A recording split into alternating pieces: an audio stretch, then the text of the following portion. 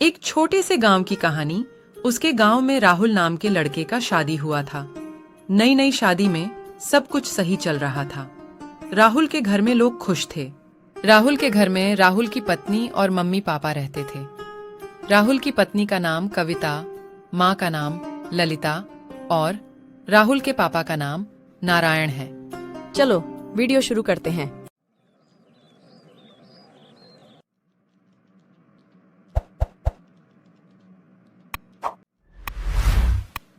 ललिता जी अभी अभी अपने पति नारायण जी के लिए कॉफी बनाकर किचन से निकली ही थीं कि सामने से कविता को आता देखकर उनका पारा चढ़ गया।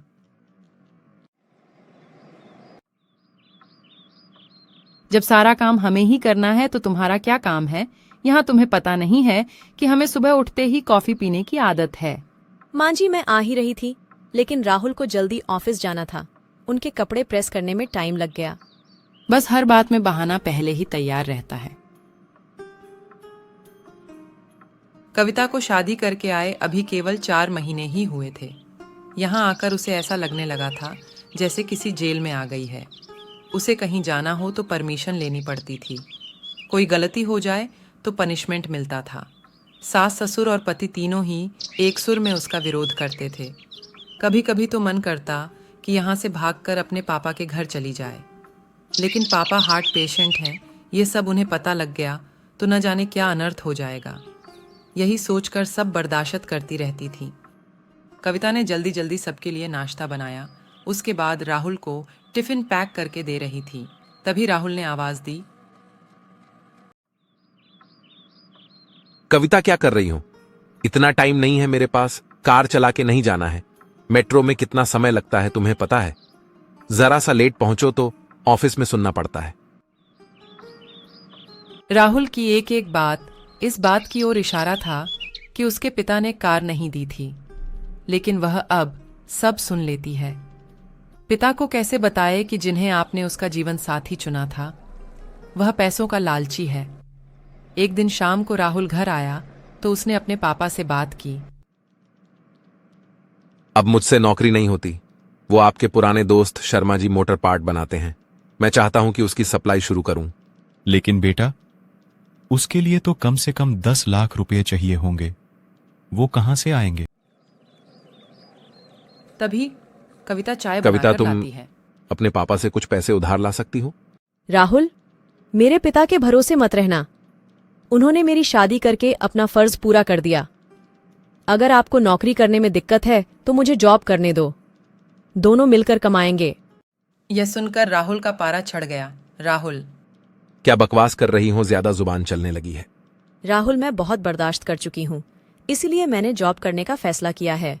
नहीं, हमारे घर में ये सब नहीं होता। तुम्हें जॉब करनी है तो अपने घर चली जाओ। मुझे पता था आप यही कहेंगे। मैंने वकील से बात कर ली है।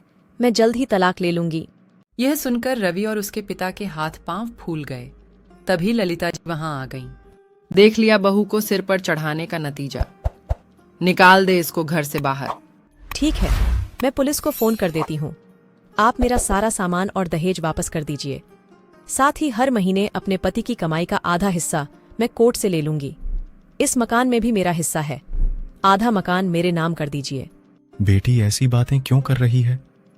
आज के बाद हम तुझसे कभी कुछ नहीं कहेंगे। तू अपने कमरे में जा। नहीं पापा जी, बहुत बर्दाश्त कर चुकी मैं। अब मुझसे ये दिन भर के ताने बर्दाश्त नहीं होते।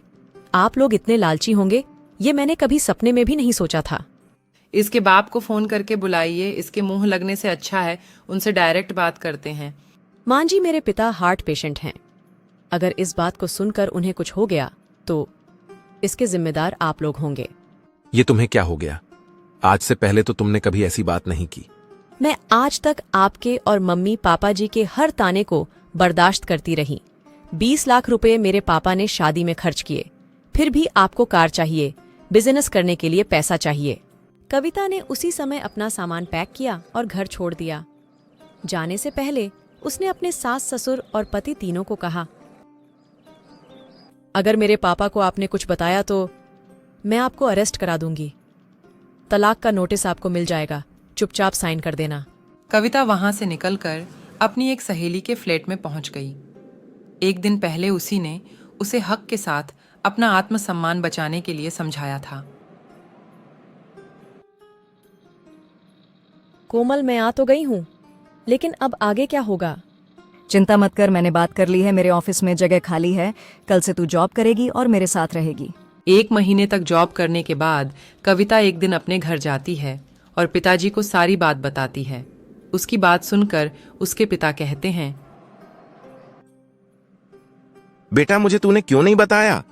पापा, आपने मेरे लिए बहुत कुछ किया है। अब मैं आपको परेशान करना नहीं चाहती थी। चिंता मत कर बेटी, मैं इतना कमजोर नहीं हूँ। तू अपने घर पर आ चुकी है, अभी टेंशन मत ले। हाँ पापा, और मैं तलाक देना चाहती हूँ। राहुल के घर वाले बहुत परेशान कर रहे हैं। कुछ ही महीने केस चलने के बाद राहुल और कविता का तलाक हो गया। राहुल को पूरा दहेज और 30 लाख रुपए देने पड़े। साथ ही हर महीने अपनी सैलरी का एक हिस्सा वह कोर्ट में जमा करवाता था। आज का वीडियो यहीं पे खत्म होता है। नेक्स्ट वीडियो में मिलते हैं। बाय।